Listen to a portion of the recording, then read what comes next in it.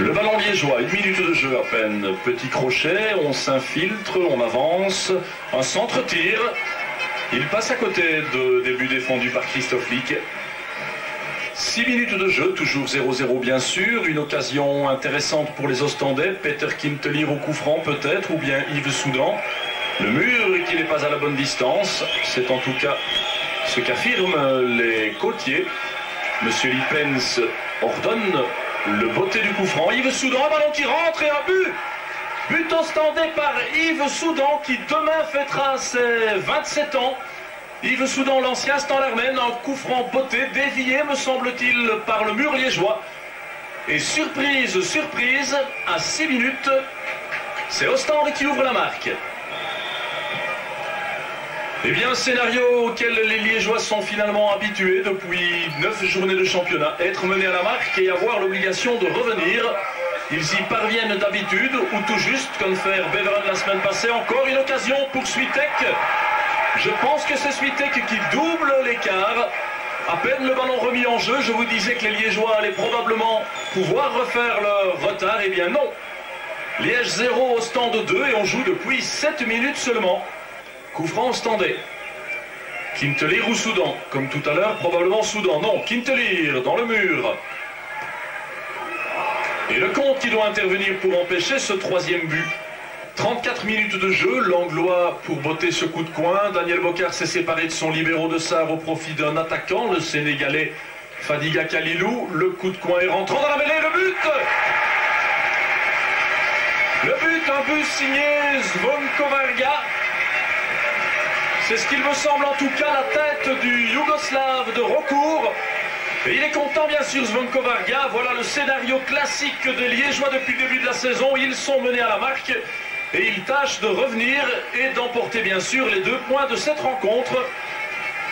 36e, le coup franc dans le paquet. Une tête qui prolonge, mais le ballon au-dessus de la transversale de Christophe Lick.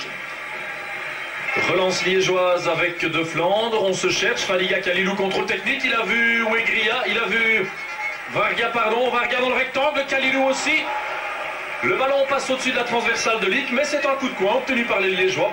De Vuist, long ballon, la tête de Justo dans les pieds de Bart de Waal, une frappe de Waal sans doute, une frappe croisée. Dans les bras de Lecomte, on joue depuis 21 minutes en seconde période, le score est inchangé, 1-2. De Flandre, ballon en profondeur vers Varga, tenu par Pinson. Varga essayait de céder à Ademola. Varga encore. Centre maintenant dans les mains de Lick. Eh bien, ce n'est pas comme ça que Liège pourra refaire son retard. 12 minutes encore dans cette partie. Le coup de coin, relais Kintelir. Oh là là, qu'est-ce qui s'est passé dans le rectangle de Liège? Classen a raté une occasion intéressante devant le compte. Rentrée de touche, 40. Le ballon prolongé de la tête par Kimoni.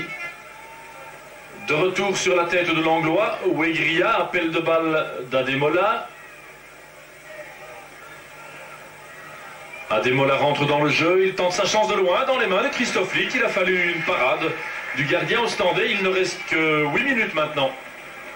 Fadiga toujours en possession du ballon. Beaucoup de travail technique de la part de Fadiga et un envoi dans les mains de Lick. Le coup franc directement donné sur Classen qui a passé l'Anglois, rentre dans le rectangle. Nico Classen, la passe.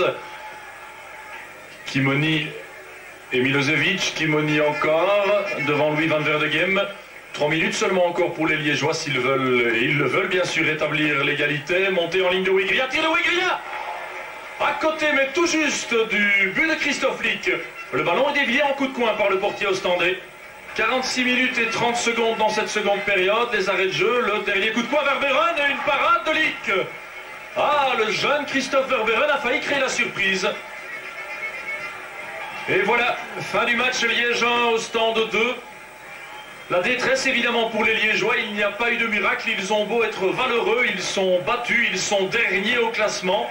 Bonne opération par contre pour Ostende, qui quitte légèrement cette queue de classement. La question évidemment maintenant, comment les Liégeois vont-ils réagir ?